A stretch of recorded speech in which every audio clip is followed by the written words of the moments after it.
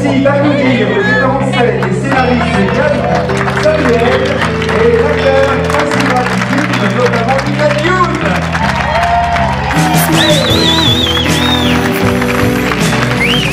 Bonjour Michael, bonjour Samuel, bonjour Yann. Bonjour Arnaud. Salut les copains.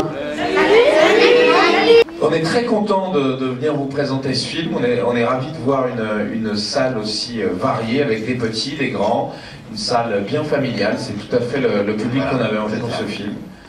Michael n'étant pas un fantôme, il a fallu que je le fantomise, donc du coup j'ai fait appel à beaucoup d'effets spéciaux. Déjà pour se situer, on va peut-être raconter un petit peu l'histoire quand même. Oui. Vas-y. Alors c'est un château qui est hanté par le chevalier Aliénor de Canterville, qui est joué par Audrey Fleurot. C'est la dame en violet avec cette belle chevelure rousse. Et elle hante ce château avec également son valet, Guilherme, c'est moi. Voilà. Et donc ces deux fantômes sont voilà, tranquilles depuis 3 siècles dans leur château, à faire peur à toutes les familles successives qui viennent s'installer dans le domaine, jusqu'au jour où la famille de Michel Larocque, enfin pas sa vraie famille, hein, la famille dans le film hein, évidemment, pardon, je sais jamais, vient s'installer dans le château, et eux, il s'avère que les petits, les ados comme les grands, eh ben, ils ne sont pas effrayés par des têtes de zombies.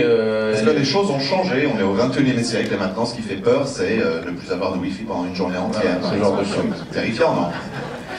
Donc, voilà, on est d'accord. Cette famille est plutôt et ces deux fantômes vont devoir cohabiter ensemble. Alors c'est un petit peu voilà, une cohabitation forcée avec 3 siècles d'écart entre les deux générations. Et puis vous allez voir qu'ils vont finir par avoir besoin des uns et des autres.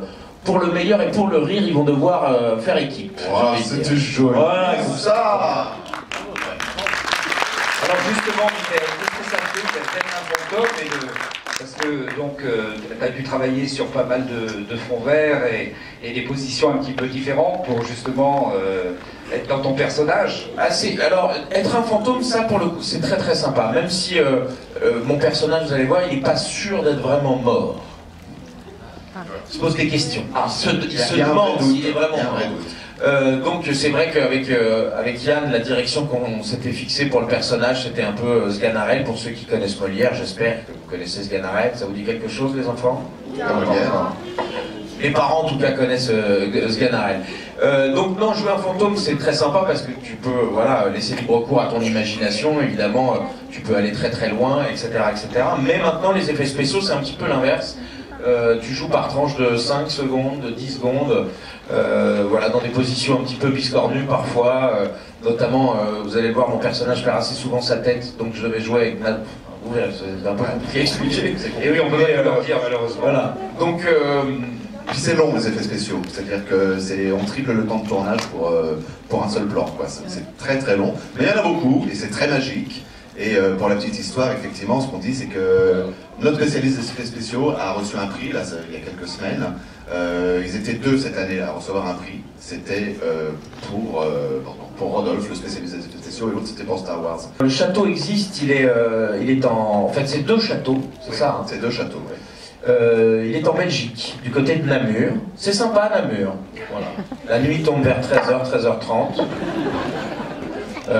Dans les bus, pour pas que les gens soient tristes, on vous distribue de l'alcool. Voilà, pour vous dire, comme c'est sympa. Donc évidemment, pas, hein, ils sont toujours aussi tristes. On a beaucoup bossé. Hein. À Namur, les tentations sont assez maigres. Oui, on va dire, oui. Mais bon, c'est des vrais châteaux, néanmoins ils sont pas en haut des falaises, ça c'est encore les effets spéciaux, et l'intérieur a été en grande partie reconstruit, parce que vous allez voir, il y a des passages secrets, il y a toutes sortes de choses, donc on a reconstruit des pièces entièrement dans le style et avec les matériaux de là-bas. Donc on a étendu le château en fait. Alors évidemment j'avais envie de travailler avec Yann, et puis je trouvais le projet et le rôle, je trouvais que c'était très très excitant, mais c'est vrai que je me suis rendu compte a posteriori que dans les raisons qui m'avaient convaincu pour faire ce film, il y avait certainement le fait que moi aussi j'ai une petite fille maintenant de 4 ans et demi et que j'avais très envie de lui montrer ce que faisait papa, quoi. Et c'est sûr qu'avec les 11 commandements, Fatal, j'ai du mal à lui montrer mon travail, voilà.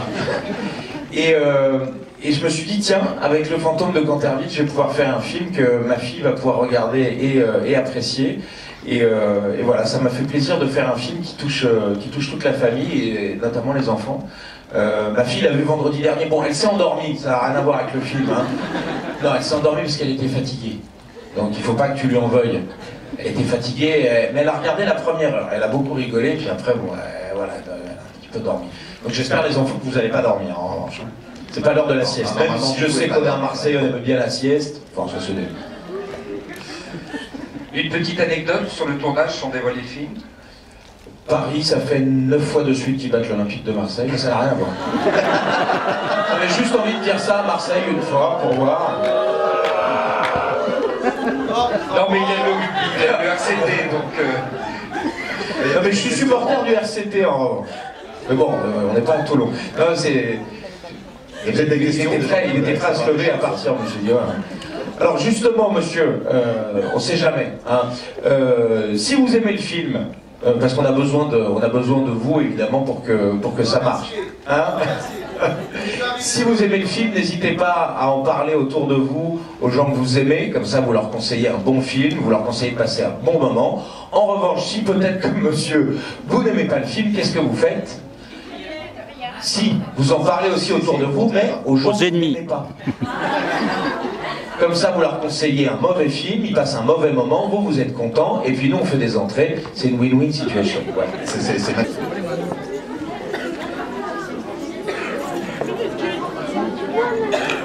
Merci, merci beaucoup. Allez,